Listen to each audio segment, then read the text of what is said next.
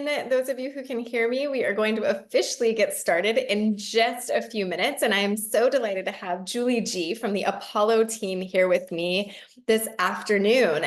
Here we are celebrating Alzheimer's and Brain Awareness Month. And for those of you who don't know, probably most of you who are here know that our book, my book, came out this week. Hello, Julie G. Welcome. So good to see you. I'm so excited and delighted to have you here. Good to see you.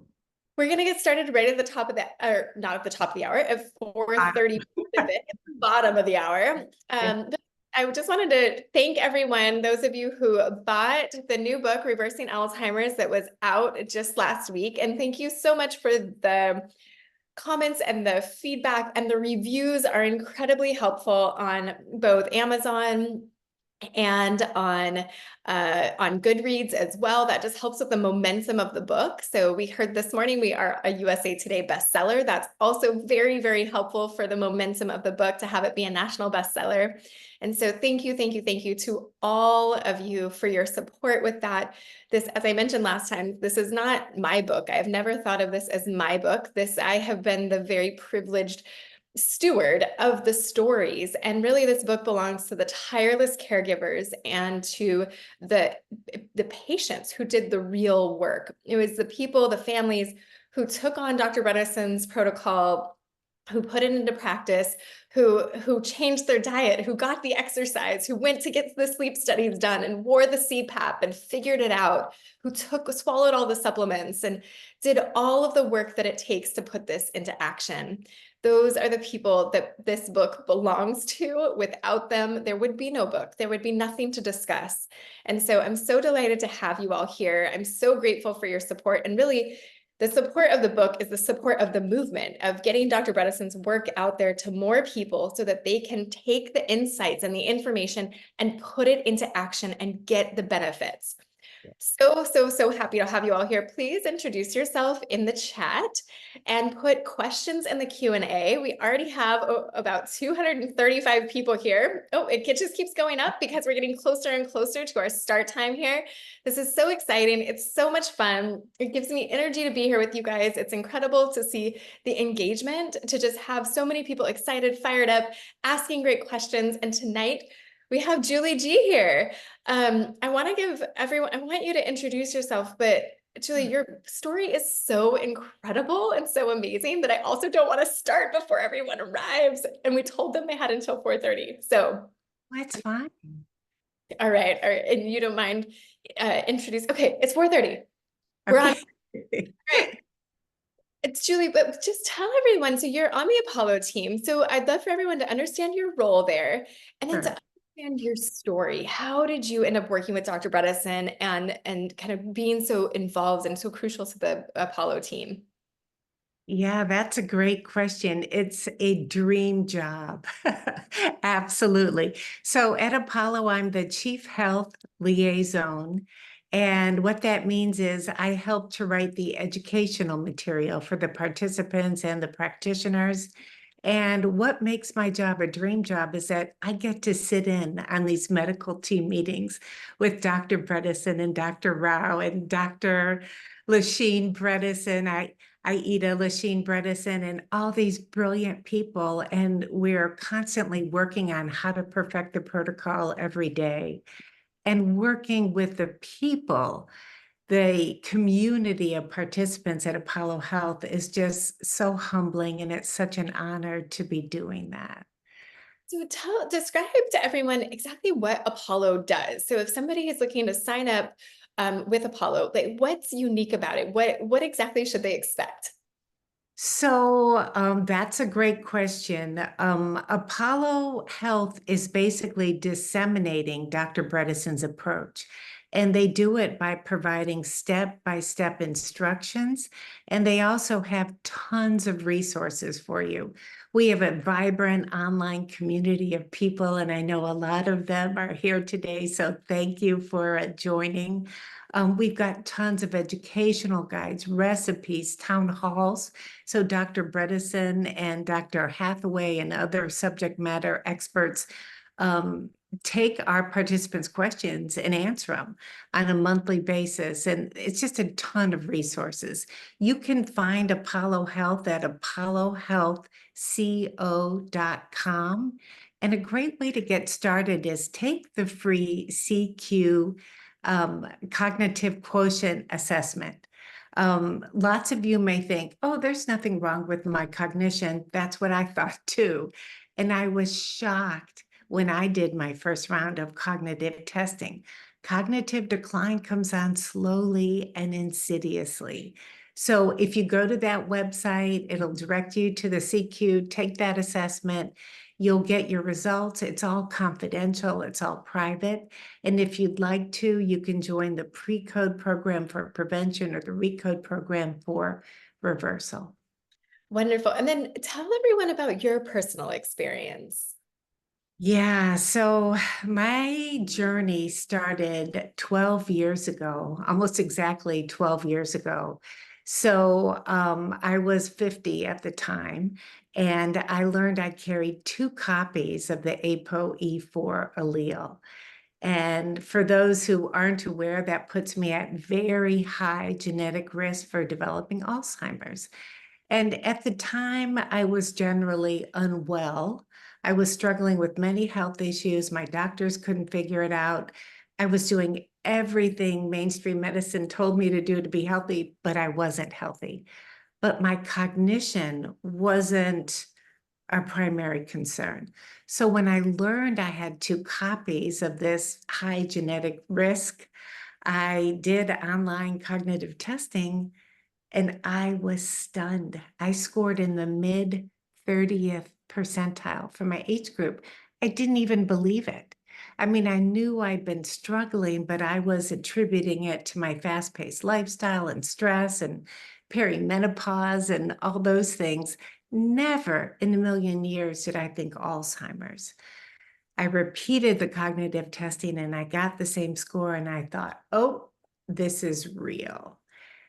And it was pretty terrifying as I began to dive into Alzheimer's. At first, I thought, okay, I'll take a pill. Modern medicine can fix everything. But then I learned there was no pill. It was progressive, incurable, and ultimately fatal, usually within 10 years of symptom onset. So it was really scary.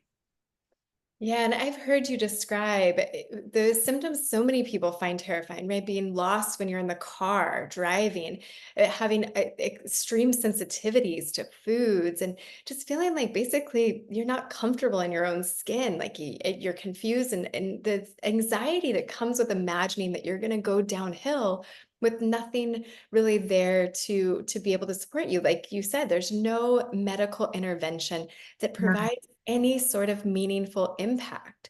So I'm curious, how did you get started with Dr. Bredesen's approach? How did you learn about it? And then what were your first steps that you took?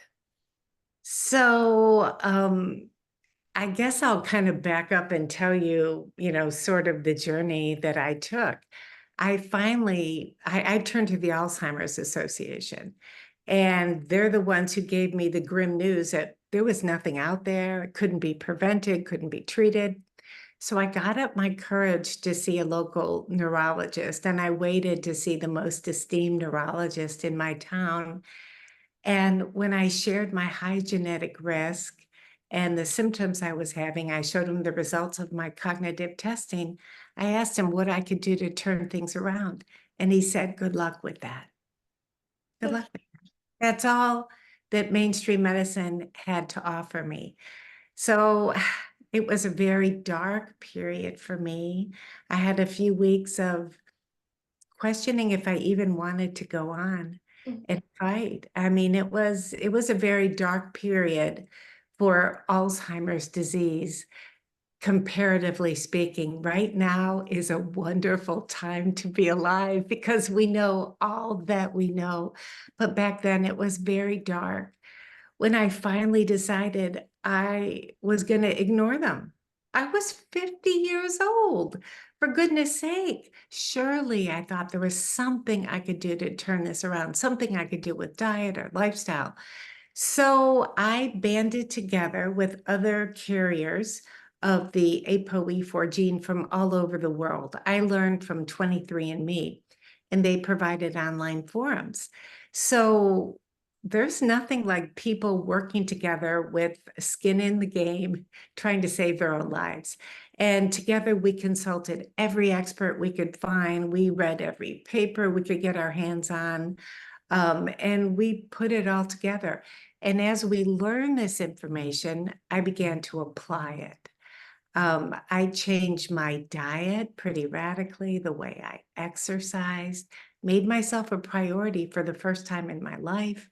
I made sure I got enough sleep every night. Like many moms, I was busy taking care of my family, my community, my son's school, our church. I was volunteering. I was just spread. I was working full time. I was spread very thin. And I finally realized the time has come for me to make myself a priority. I also began meditating for the first time. I started brain training, and I was very competitive with myself. If I didn't beat my score from the day before, I stuck with it till I did. And I don't recommend that, because I would sometimes spend hours saying, I'm going to beat my score. And I did. And I also began taking targeted supplements as I learned about them. And I should say that we took all this information that we were collecting. We recognized we were sitting on a treasure trove of ApoE4 information. I founded my own nonprofit called apoe4.info. And all these amazing people followed from 23andMe and went there. I don't know how many members we have between our Facebook group and our online group, 8,000 or more. And these are just the most wonderful, dedicated people that are really fighting to save their lives and the lives of their families.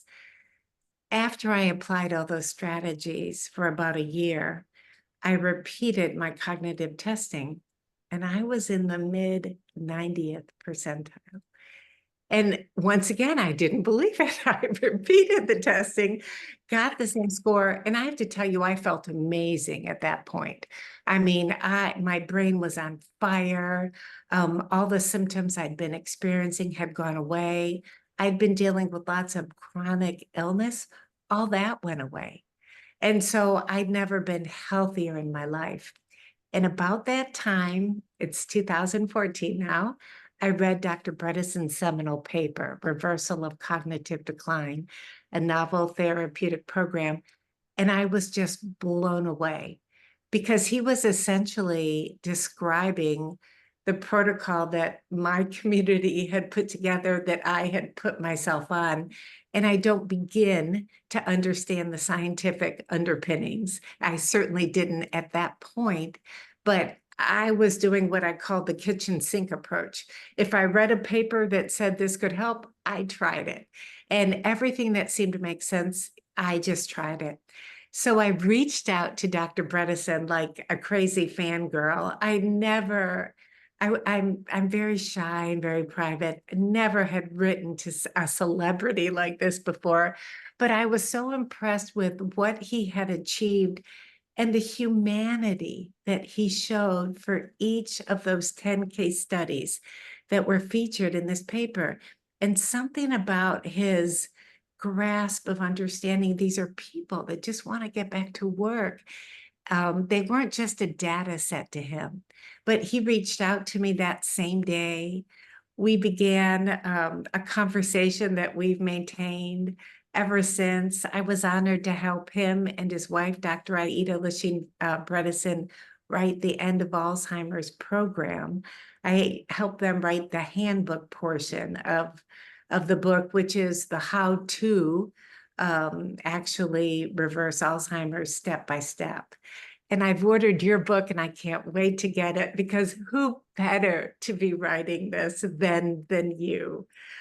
So excited. Well, there's so much, I think that Dr. Bredesen has built this incredible foundation. He obviously has been,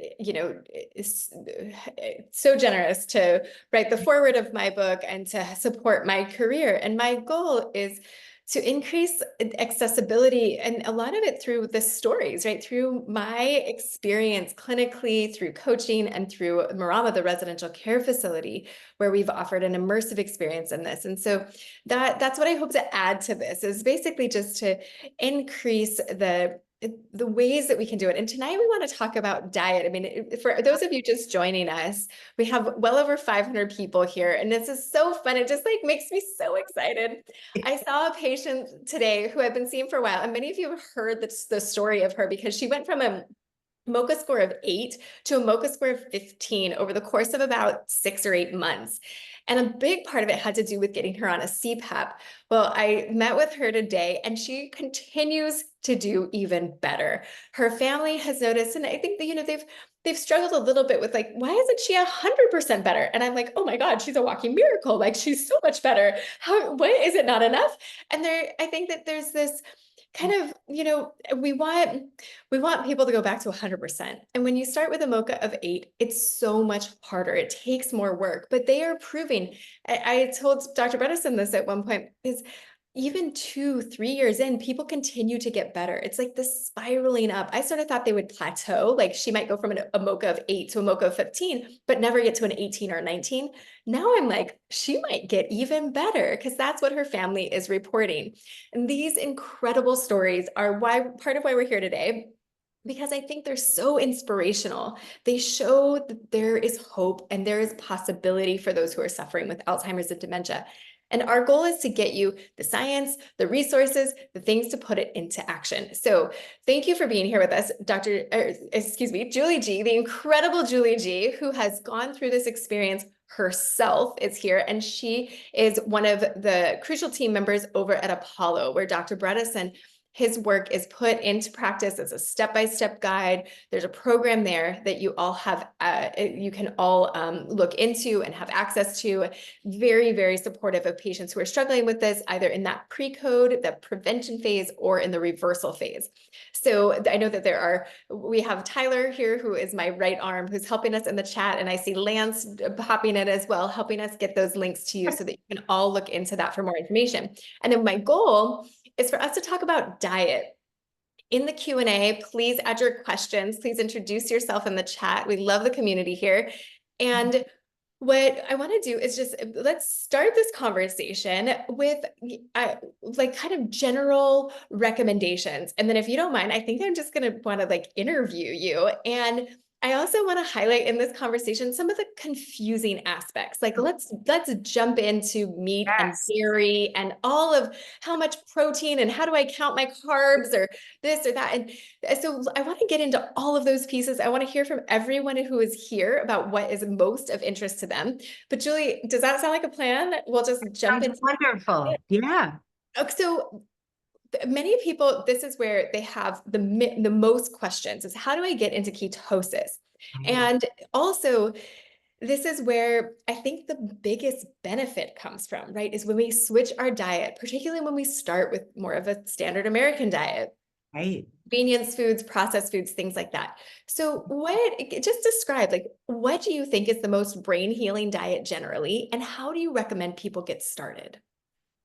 So we like to think KetoFLEX 12-3 is the most brain healing diet. We're very humble though, and we're always collecting new information and evidence that it works. Nutritional science is really difficult. So we have Dr. Bredesen's clinical trial. We have your clinical trial. Dr. Bredesen's doing a much larger clinical trial now. But diet is one of many aspects that have changed. We think KetoFLEX 12-3 is the ultimate brain health diet because we're trying to harness multiple mechanisms.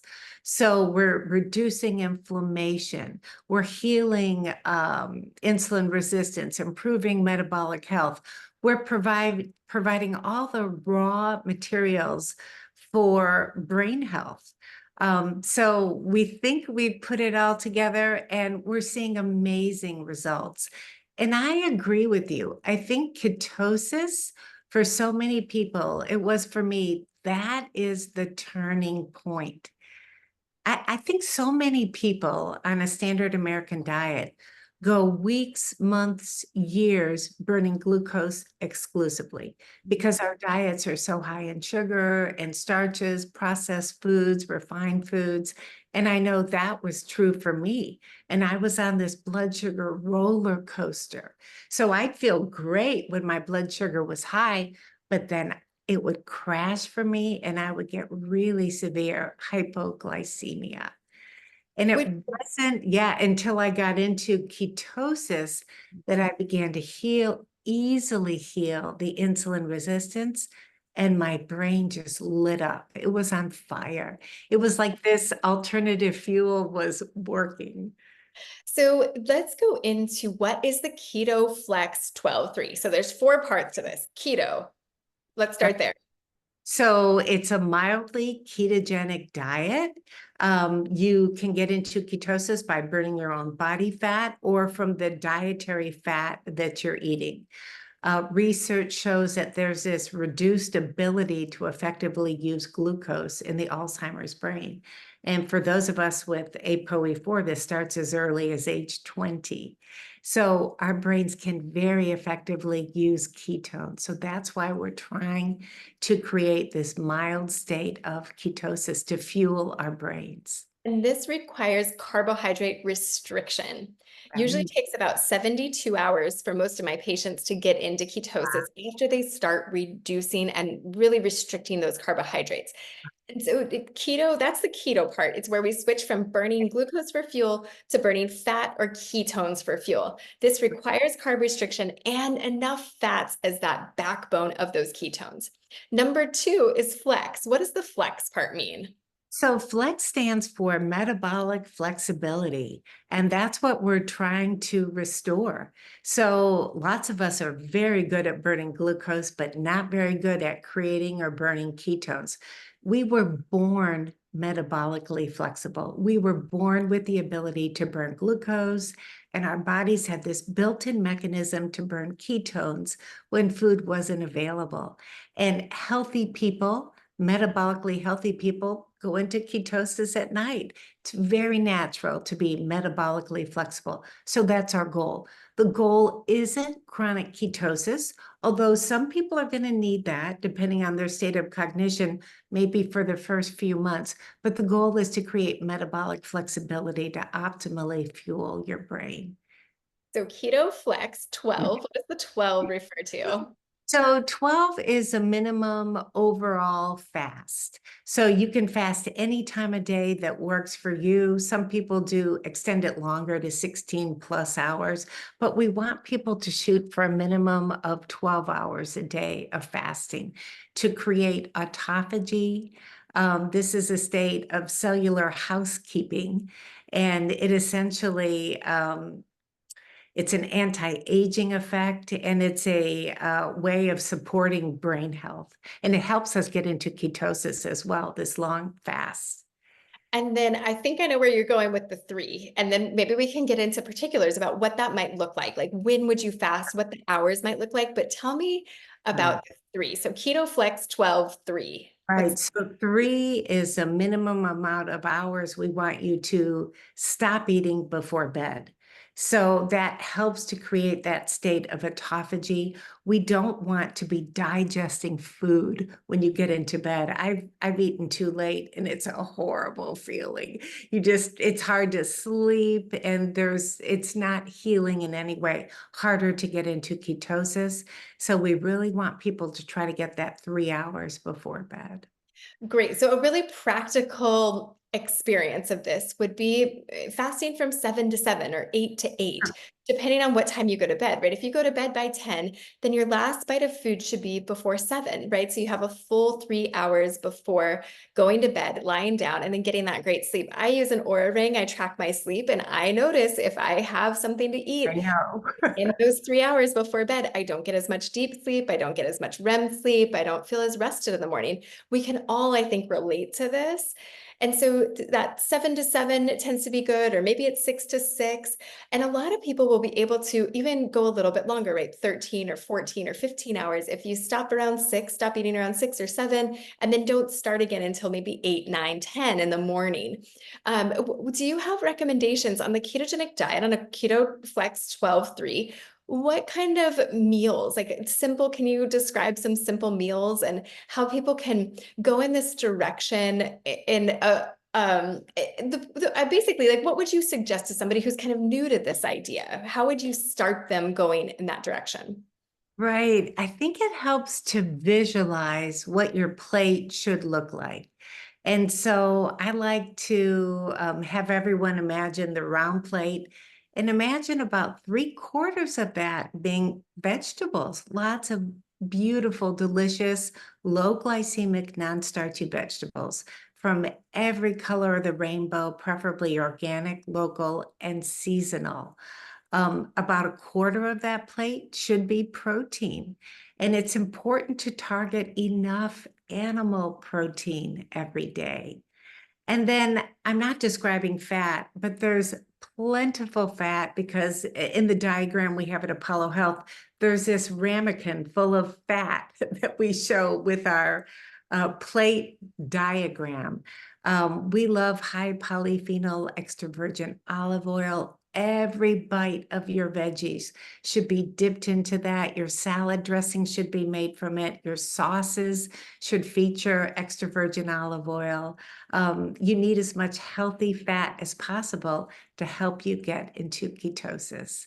We love avocados, potentially coconut oil. We can talk, let's talk about coconut oil while we're talking about fat. So there's a little bit of controversy around coconut oil, especially for the ApoE44 community, because coconut oil contains MCT, or medium chain triglycerides, that are a saturated fat. Now, it's a medium chain triglyceride because it's shorter. This only has 8, 10, or 12 carbons. And so these shorter saturated fats were metabolized differently. But there's still this question mark around people who are ApoE44 positive. There can be dysregulation in lipid or fat metabolism.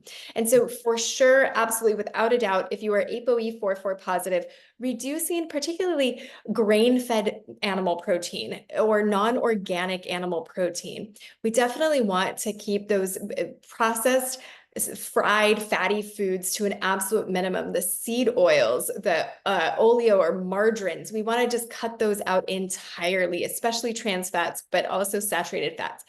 And then MCT oils, these coconut-derived medium chain triglycerides, these are a great backbone for producing ketones, or beta hydroxybutyrate, which the brain loves to burn. And so how do you navigate this coconut oil conundrum? I know Mary Newport is a big fan, even for people with ApoE44 positive. In my clinical practice, I've seen people who are ApoE44 positive do just really well. Their lipids get better and actually improve. But I know that Dr. Gundry, Dr. Perlmutter, and Dr. Bredesen have concerns about that. Can you speak to that from your experience? Right. So coconut oil and MCT could be considered an exogenous ketone supplement. And I think there's a role for that. In many ways, Alzheimer's is about reduced energetics. And when you're trying to get someone into ketosis, they're extending their fast, they're having less carbohydrates, and we're reducing energetics even further because we're trying to get them over the hump.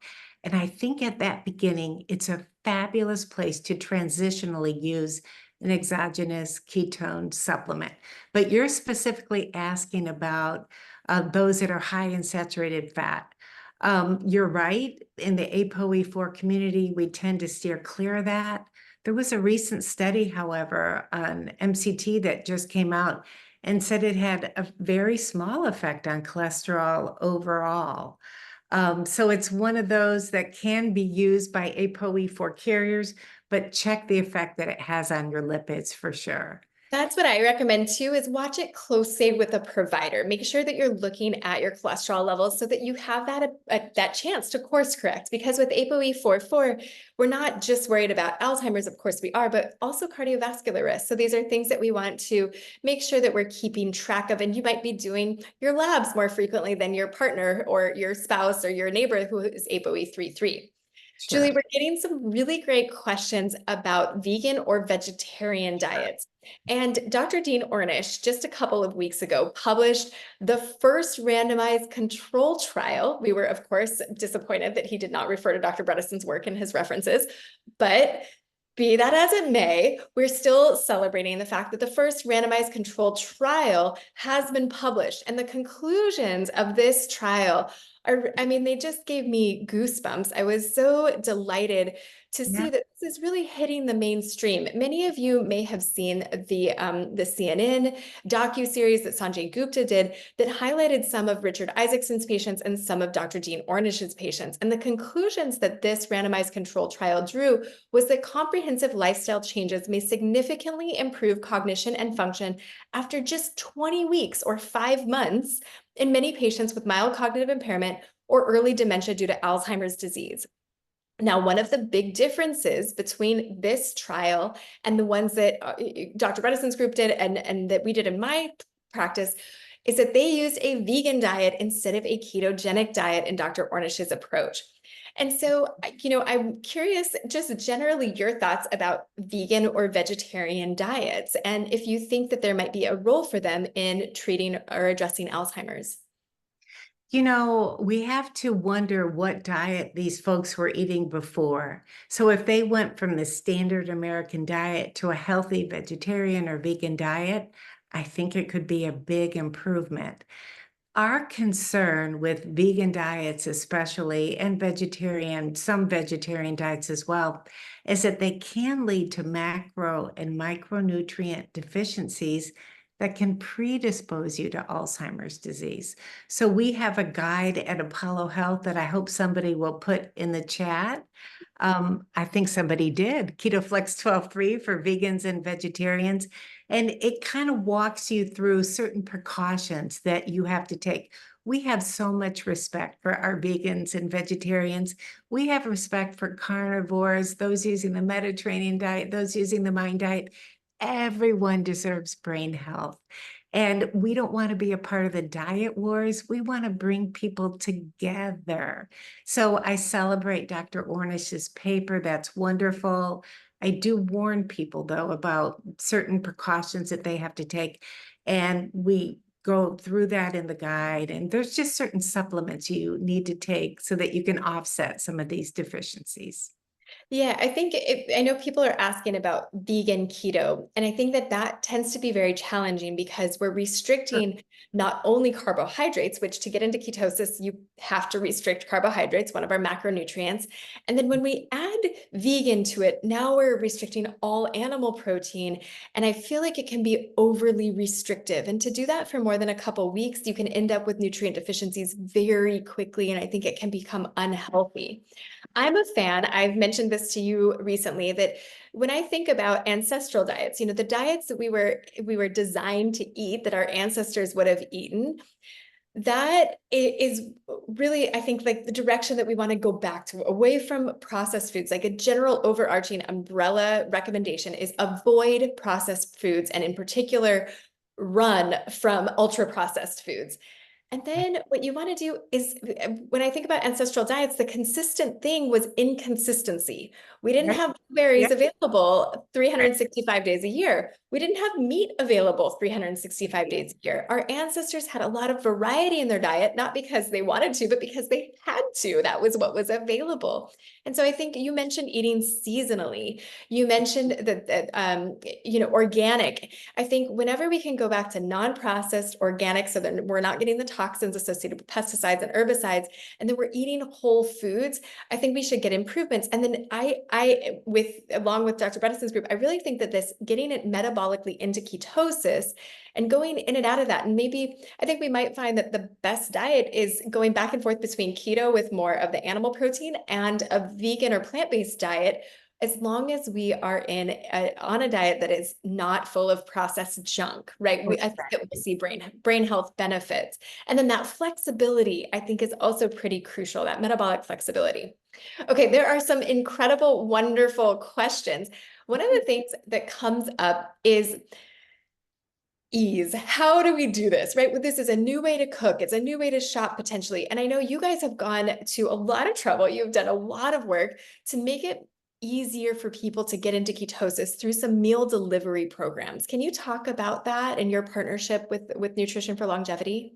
Right. We're very honored to have partnered with them, and KetoFLEX 12.3 is now available on a subscription basis, delivered to your doorstep. We've made it so easy. There's two different options. You can choose to do the meals alone. There's 10 meals delivered every week, or you can choose the bundle, which is the 10 meals, a couple of bottles of olive oil, a few bins of cruciferous vegetables, and then a half a dozen pastured eggs for choline, which is really important for brain health.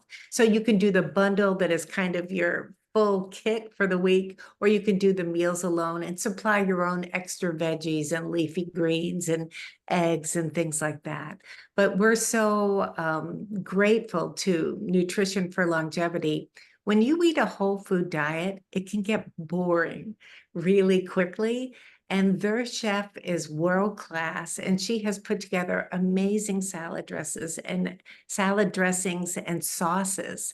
And she's done it all with whole food, and they're just absolutely delicious. She's restricting carbs. All the ingredients are super clean. So it's a fun thing to try, even if you try it for a week or two, just to help you get into ketosis. We ask people to include up to 4 tablespoons of the high polyphenol extra virgin olive oil in each meal and in each salad. So it really helps people to get into ketosis quickly. It's delicious. It's simple.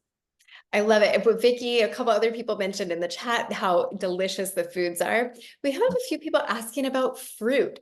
So fruit, now there are some fruits that you can have on a ketogenic diet, and I'm going to share my personal experience getting into ketosis and fruit. Now, we're not saying that fruit is unhealthy for you, but fruit raises blood sugar. And so if your goal is ketosis, it's probably going to keep you from getting there.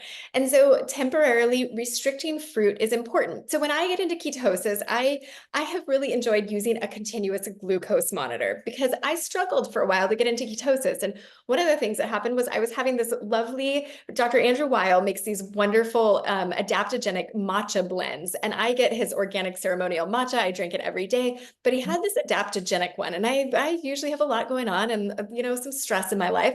And so I was using his wonderful powder that said it had 0 grams of carbohydrates. Well, then I had the continuous glucose monitor on, and sure enough, it was spiking my blood sugar. Now, it might not have for someone else, but it did for me. Now, another thing that I found as I was getting into ketosis and was wearing the continuous glucose monitor is that I could eat the amount of blueberries that would fit in the palm of my hand, and I would stay in ketosis. But if I did the same thing with raspberries, my blood sugar shot up. And so everyone's a little bit different. And this fruit conversation is really, I think, in that category where I have had a husband and wife sitting in my office across from me here, and one person will be able to eat zucchini, stay in ketosis. The other person has zucchini and falls out of ketosis. Their blood sugar goes up. So much of this is individual. And also part of it happens as you keto adapt. So the longer I'm in ketosis, the more flexibility I have with a little bit of fruit. I can have a quarter of an apple with some cheese. The other thing that can allow you to eat more carbohydrates is having high fat right before. So if I have a coconut yogurt, like a big thing of coconut yogurt that's full of fat, and then I have a few raspberries, I can stay in ketosis. I don't fall out. So there's some nuance to this. We have a keto guide, a keto diet guide that I'm sure Tyler has already put in the chat, but there's tons of resources out there. Find the one that works for you. Chapter 7 of the book is all about ketosis. It's the longest, biggest chapter because this is where we get the most questions. And I'm so delighted to have Julie G here. You are just an expert. You have lived this. You have, from the most challenging stages of realizing that you had cognitive decline and ApoE44 to now being here, one of the executives at Apollo, teaching other people how to live this. So I want to be conscious of time because I think that we scheduled this for an hour and it's been over an hour. We usually go about 90 minutes, so we'll go to 5:30 Pacific time, but I want to make sure that you have that, Julie. Oh, sure. Are you Yeah, going to keep going for another 25 minutes?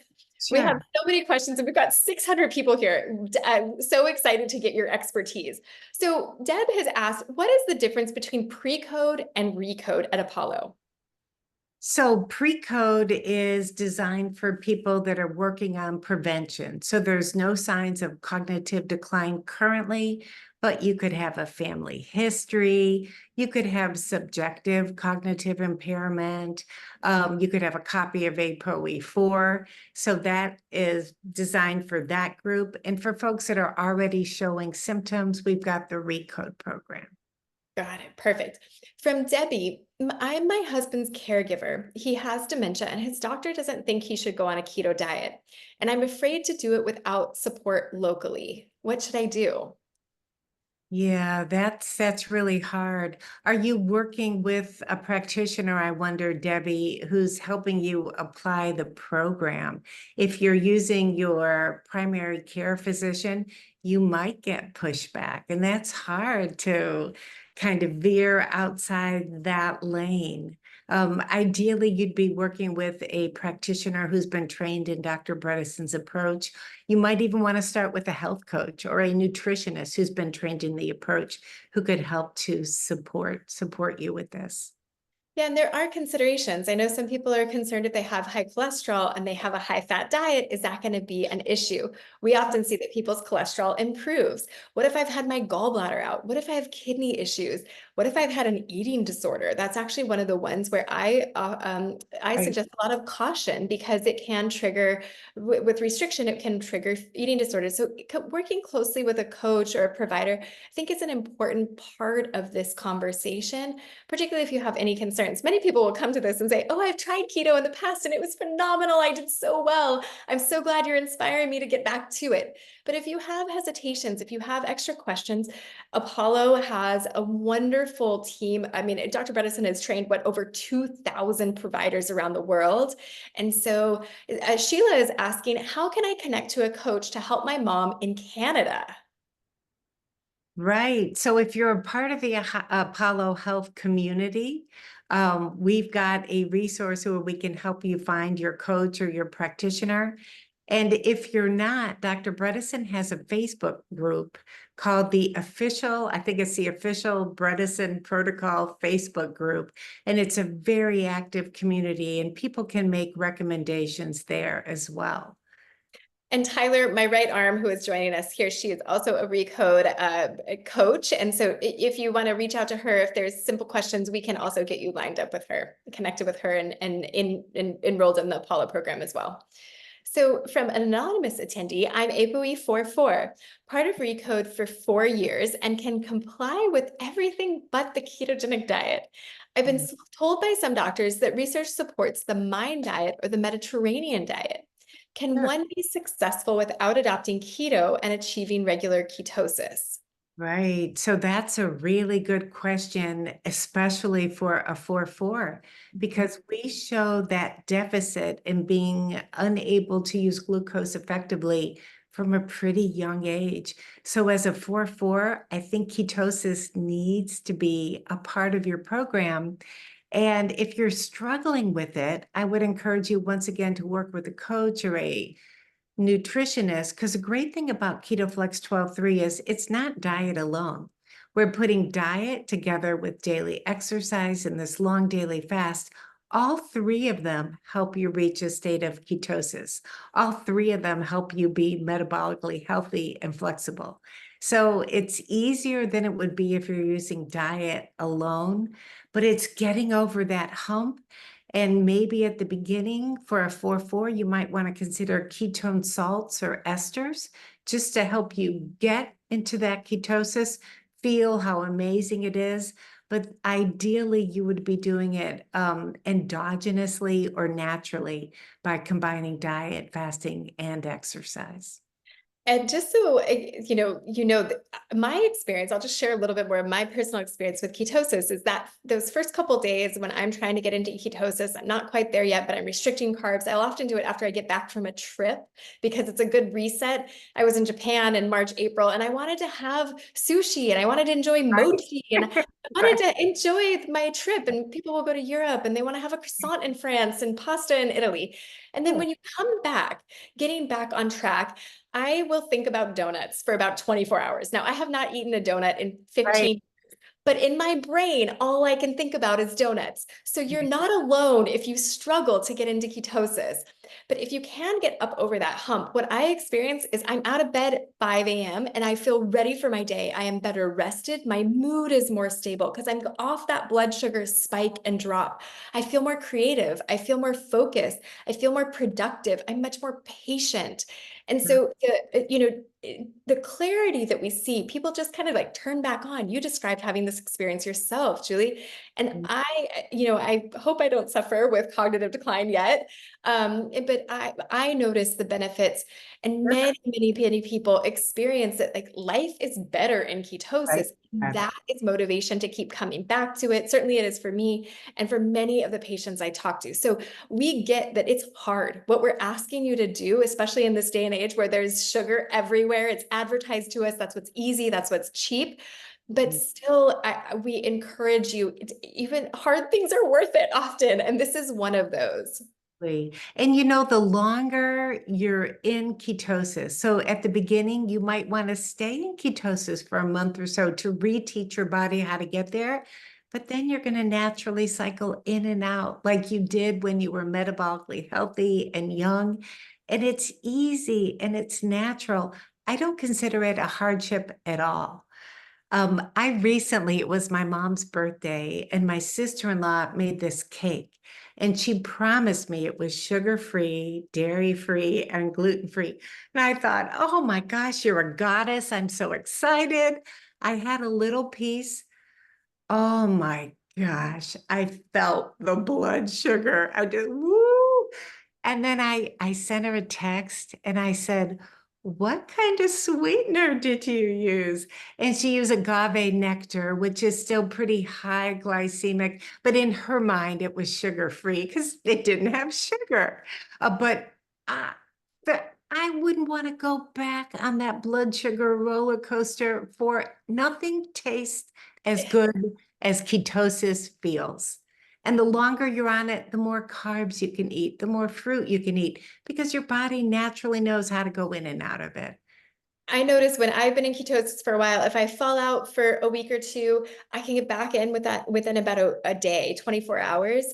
If I go on vacation and I'm enjoying a lot of sushi and mochi and things in Japan, it takes a little longer to get back into it. So, but your body I have that exact same experience. And on page 296 in the book is Yeah. a keto celebration cake, which is a chocolate cake that you can use. I know you guys have tons of recipes as well, but we've got lemon popsicles that are creamy lemon popsicles. So it's not that you have to avoid all sweet things. Oh, In fact, I often recommend, and what I do at my house is when I want to get into ketosis, I make sure I have a bunch of stuff for a sugar craving, right? If I get that hankering, I have chocolate fat bombs that are keto friendly, that are in my freezer that I can easily grab and snack on. And so that way I'm set up for success. I don't have cupcakes and cookies sitting around the house because I'm going to grab that if I'm thinking about donuts all day. And it's just part of that addiction, right? We have physiological addiction to sugar and we have to we have to go through the withdrawal and get up over that hump. Okay, dairy, you mentioned dairy free. So let's chat about dairy. Tell me your thoughts. Can we do dairy? What if we can? Are we cheating? Can we have a little bit? Can we have a okay. lot? How do you do this? I'm so glad that you asked about this because I think our messaging is confusing. So let's set the record straight. So conventional dairy is one of our what we call just say no foods.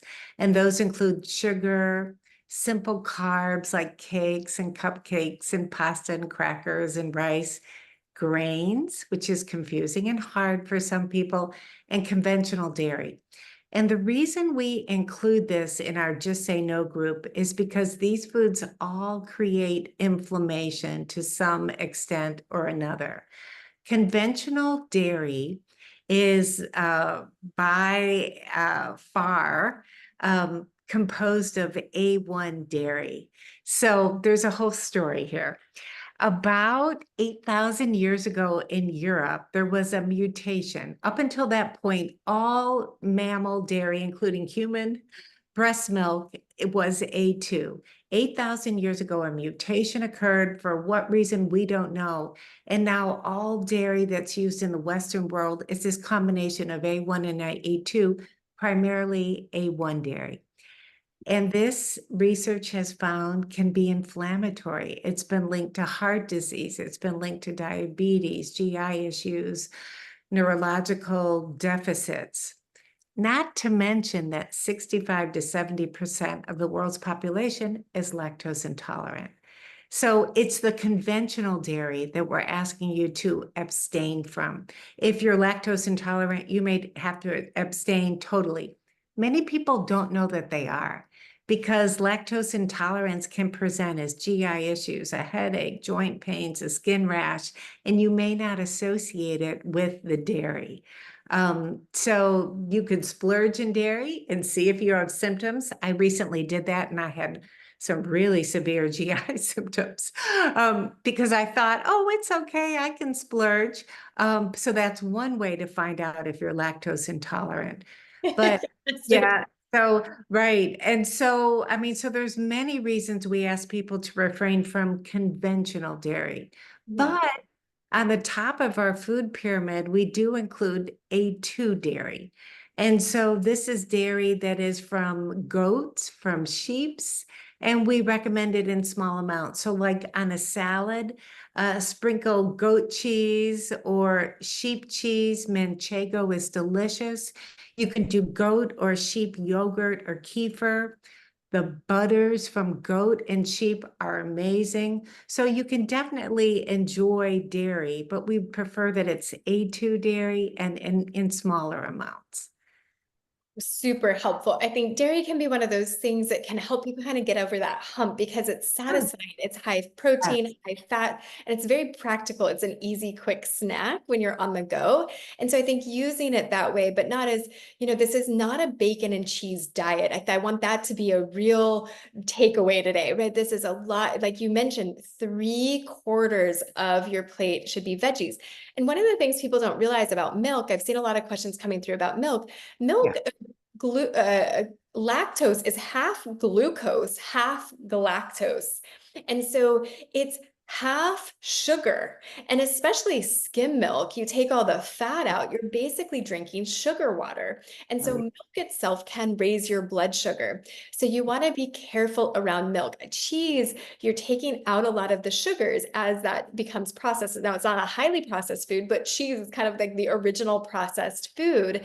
And what's happening is you're getting rid of a lot of the milk sugars. And so it doesn't raise, it's more of the fat, more of the protein. It doesn't raise your blood sugar. So the yogurts also kind of go in that direction. Sometimes some cottage cheese, now always organic with animal protein, eggs. So you have a lactose issue. I have an egg issue. I'm allergic to eggs. Mention that. And so and people will ask, what if I'm lactose intolerant? Can I get into ketosis? Yes. What if I'm allergic to eggs? Can I get into ketosis? Yes. And what I want to do, I think our goal is to make sure that you have plenty of variety so that this is practical, doable, you're able to achieve ketosis. We've got a great question from Carol Prentice. She's a health coach, and she also has Alzheimer's in her family. She's been studying dementia and following Dr. Bredesen for a while, and she uses a lot of what we offer to her coaching clients.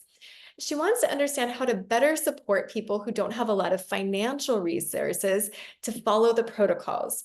So that's a great point. And we actually, Kate and I, my collaborator, she was a big proponent of making sure that we had resources in the book that were no or low cost. And I'm going to take this opportunity to share. We had a woman named Barbara in one of our health coaching programs, and she came up with her daily dozen. And I think it's on page 317 in the back of the book, if you've got one at home. It's Barbara's Daily Dozen. In the back of the book, you'll find 15 recipes, some meal plans for a month, for weeks at a time. So lots of ideas about how to get started here. But Barbara's Daily Dozen included reaching out to a loved one outside of our immediate family unit. So these are all no or very low cost things that you can suggest your coaching clients, Carol, do, or that any of you here can get started today doing. Pray or meditate at least once daily. Get outside was number 3. Number 4, brush teeth twice a day, floss teeth once a day. Number 5, declutter. Oh, Number yeah. 6, cook a meal at home and sit down to eat it. Yeah. Number 7, get some exercise. Number 8, garden, get my hands in the dirt. Good. Number 9, open doors and windows for an hour each day to let in fresh air. Number 10, do one act of kindness. Mm. Number 11, read for at least 20 minutes. And number 12, get to bed by 9 p.m. Hey, These are that's some great, sorry, go ahead. Oh, those are beautiful. And, you know, Carol, I'm not sure if you were asking about diet specifically, but there are ways you can follow KetoFLEX 12.3 in a budgetary, keeping budget in mind. One thing I like to do, we like to say get everything organic, but every spring the Environmental Working Group comes out with their Dirty Dozen and their Clean 15. That doesn't mean all the fruits and vegetables on there are low glycemic, so use your common sense. But you don't need to buy organic if these are falling on the Clean 15. On the other hand, if these are particularly dirty, high in pesticides and herbicides, that's where you want to put your money. Another thing I like is a website called eatwild.com, and that helps you find farmers near you that are raising their poultry to be 100% pastured, that have 100% grass-fed beef, bison, and so on. And it's wonderful. You can get eggs from them. A lot of these farmers deliver directly to your house. And it's wonderful to ask them questions, visit the farm, see what the animals are eating. We like animal protein, but we think clean animal protein is so important. And we want people to eat animals that are eating a diet as close to what nature intended as possible. And in this day and age, that's very hard to find. But if you go to the farmer directly, cut out the middleman, it's much less expensive. And one other thing, Sam's Club and Costco, you can get amazing 100% grass-fed beef. You can get a lamb there. You can get a low mercury wild-caught seafood there. You can buy the flash frozen Alaskan sockeye salmon, cod, and so on. So, I mean, you buy them in bulk, the price is terrific. So you can follow the diet, on a budget. Say the name of that website again for the local farmers. Oh, sure. It's Eat Wild, EATWILD.com. And it's amazing. Awesome. Tyler Yeah. put it in the chat. Thank you so much for that. So from Susan, my mom is 88 years old and has been diagnosed with Alzheimer's last November. She's been implementing the Bredesen protocol since February. Well done. And she's doing pretty well. Yay. But lately has not been sticking with the diet as closely as she should. Her practitioner says she needs to be in ketosis forever. What kind of cycling on and off would you recommend for someone like her? I think initially you and I have spoken about this. She may need to be in chronic ketosis for a month or so, but I think once her body learns how to do it, I think it's wonderful to kind of cycle in and out on a daily basis. Dr. Bredesen's goal, and it depends upon your state of cognition, is for folks only to reach ketosis once a day. You're not meant to chronically be in ketosis. So the goal could be to reach a beta hydroxybutyrate, that's when you check your finger sticks, of between 1 and 1.5, or if you're using Biosense to get an ACEs reading between 10 and 15. once a day. So for most people, that's right before you break your long fast. And then you can still eat within the diet parameters, but don't worry so much about restricting carbs and all that. As long as you're eating whole food, lots of non-starchy vegetables, clean proteins, lots of healthy fat, you're going to be able to get into ketosis the next day. So I think it's a natural thing where we're cycling in and out every day.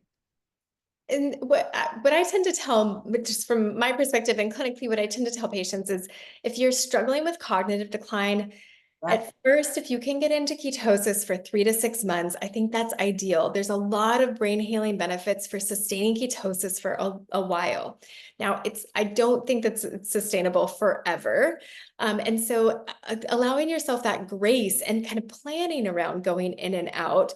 And what we've done at Marama is we'll be in ketosis Monday through Thursday, say. So we want to have high fat, low carb. And then on the weekends, we might add seasonal fruits, or we might add starchier veggies, and do that intentionally. We'll back off some of the animal protein, add more of the veggies, and then now we're getting more nutrient variety. And for our palate, if we get bored, we get more variety in our diet. Generally, we have the ability to celebrate something maybe and switch it up a little bit. And so that's another potential way to do it. Now, what I've noticed is that if you add sugar, if you add seasonal fruit, if you get some of those starchier veggies, it can take, again, if you're not fully keto adapted, it can take a good 2 to 3 days to get back into ketosis. So you want to be intentional about getting back there if you start adding some of the higher sugar foods, even if they're just fruits and veggies. I see a lot of questions about milks. So oat milk, almond milk, milk, we talked about that a little bit, but also raw milk, goat milk. What are your thoughts about the different types of milks that are out there? So definitely, if you're going to do a real milk, we want you to do the full fat. Ideally, we prefer that you get it from sheep's or goats. Even if you have the A2 dairy from cows, we worry about cows because of their size. So cows are feeding little baby calves that grow up to be as big as the mother or the father, and they're passing along a whopping amount of hormones. So even if it's A2 dairy, you're still getting all those hormones that have a carcinogenic potential. If you're doing conventional dairy, you're also getting antibiotics and steroids and all kinds of horrible things. So we definitely want to avoid that. We like a lot of the non-dairy milks. Almond milk is fine. Not oat milk. It's a little too high in carbs. Not rice milk, macadamia milk, cashew milk. There's lots of different milks. If you do all right with soy, you could do soy milk. There's a great website called Cornucopia. Oh, I wish I knew, maybe plantmilks.com, but it helps you find the cleanest version of these, because some of these commercially prepared, if you're not making it from scratch, and a lot of people don't have time for that, can have some really nasty additives in them. So we have to be careful about that. Yeah, the carrageenans. And so read those labels, look for the guar gums and the carrageenans. And as much as possible, there are brands typically in the health food stores. They tend to be a bit more expensive, but they are just a few ingredients. And oh, Cornucopia Institute. Thank you for somebody put that in there. Really appreciate that. So I couldn't agree more. And make sure, sometimes it's deceiving, right? People don't notice the unsweetened, because you want to get the unsweetened version. The regular or the vanilla has added sugar almost 100% of the time. So be sure, and sometimes I'll even make the mistake. I'll get up to the counter to pay, and I'll realize that I grabbed the regular version and not the unsweetened. I've got to go back and switch it out, because those will raise your blood sugar. So really, really important to check that you're getting the unsweetened version. And then Oh, I think we'll take one more question. Here we are at 5:30 Pacific time, and it's been so phenomenal having everyone here. But Julie, especially you, it's just such a privilege and a delight to get to go deep on diet with you and clear up some of these misconceptions and really make this doable for people. Make sure they know where the resources are. Make sure that they know that there's food delivery available and, these nuances. And I really encourage everyone to don't overthink it, right? Just get started. One of the best things I ever did was that continuous glucose monitor. Those are available through Costco with the prescription, although the Dexcom is rebranding and they're going to have an over-the-counter version available. I love that. I'm so excited because the 2 weeks that I first wore a continuous glucose monitor, I think I learned more in those 2 weeks about my health than I did in 4 years of medical school. I mean, it is just so enlightening for your own individual metabolic health to know when your blood sugar is going up, whether it has to do with stress or exercise or sleep or diet. And so I highly encourage people use the tools and use that, because I think a lot of these questions are like, what about this food? What about that food? Really, ultimately, it comes down to how your individual metabolism interacts with that particular food choice that you make. And so the ultimate answer to many of these questions is what happens to your CGM? What happens to your blood sugar when you consume that? So let's take one more question from Gunila. Is ketosis or that, is it ketosis or that this diet is allowing us to cut out the stored omega-6s, which are blocking important omega-3s? Okay, I'm not fully understanding that, but I think it's a question around, what's the benefit? Is it maybe anti-inflammatory because we start using up those omega-6s? Maybe that's part of it, but what's going on there with these omega-6s versus omega-3s and this diet? So we're definitely trying to achieve a healthy balance. I think the standard American diet, you've probably heard some statistics.